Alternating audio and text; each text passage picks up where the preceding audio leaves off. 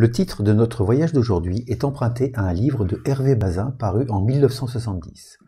Notre histoire commence au XVIe siècle, à l'époque des premières grandes expéditions portugaises. Vous vous rappelez, les Espagnols, Christophe Colomb, 1492, c'était le XVe. Nous sommes juste après.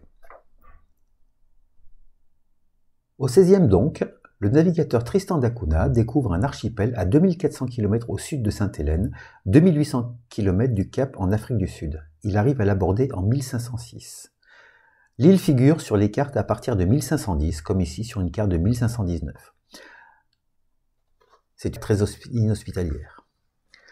Ici, l'archipel vu du pôle sud. La carte est de 1914. Les premiers explorateurs connus de Tristan d'Acunha sont des Hollandais qui se ravitaillent en eau douce, poissons, viande.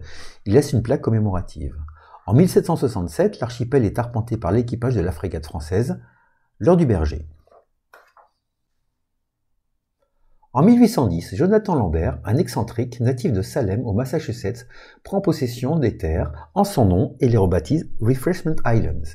Il publie une déclaration officielle dans une gazette de la Nouvelle-Angleterre en 1811. Il meurt en 1812 et un certain Tommaso Curie prend le titre de gouverneur. Il y a trois hommes sur l'île. Le 14 août 1816, les Anglais prennent possession de l'île pour prévenir toute tentative d'évasion de Napoléon, exilé à Sainte-Hélène.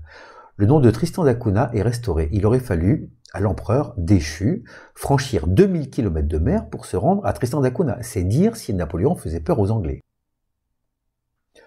1817, l'état-major décide de rembarquer la garnison. William Glass, un soldat, demande la permission de demeurer sur l'île. La population est composée d'une famille et de 5 célibataires. En 1827, 5 femmes de Sainte-Hélène rejoignent l'île après y avoir été invitées. Les affaires de la petite colonie se portent bien.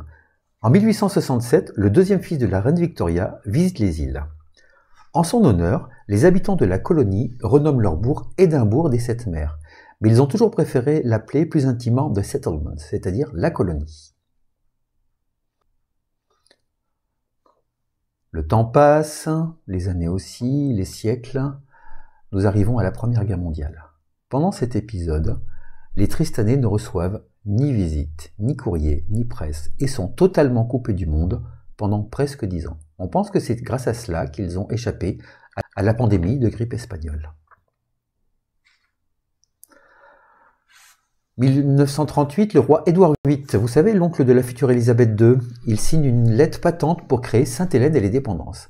Ça ne plaît pas du tout aux Tristanais, qui sont le seul territoire d'outre-mer du Royaume-Uni à ne pas être subventionné, alors que tous les autres reçoivent une forme de subvention de la métropole.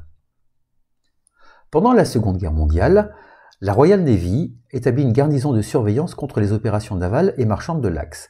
Les Iliens sont initiés à la monnaie.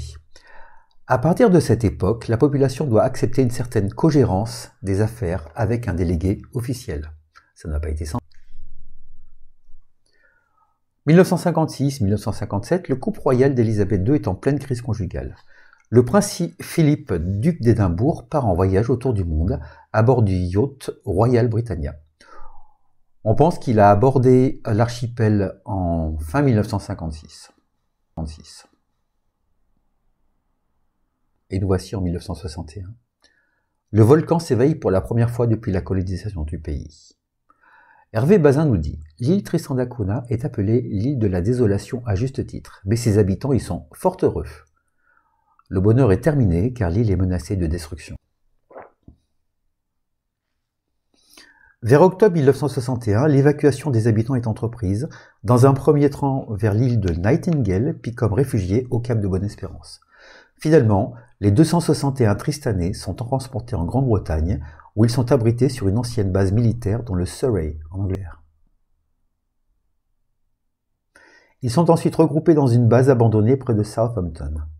Pour la plupart, ils éliront domicile sur un chemin qui est toujours nommé Tristan Close. Ces gens qui vivaient encore au XIXe siècle, poursuit Hervé Bazin, sont rentrés de but en blanc dans le XXe siècle.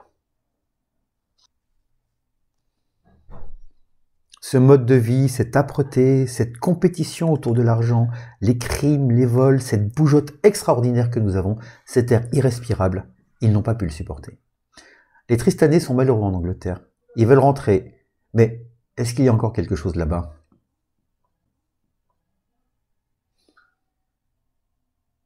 En 1962, la Royal Society organise une expédition pour connaître l'ampleur des dégâts causés par l'éruption, étudier les conséquences sur la faune et la flore. Les chercheurs découvrent que Édimbourg est cette mer presque intacte, car l'éruption s'est arrêtée à seulement 300 mètres de la colonie. Mais les autorités ne veulent pas rapatrier les insulaires. Ils sont mieux en Angleterre, disent-elles.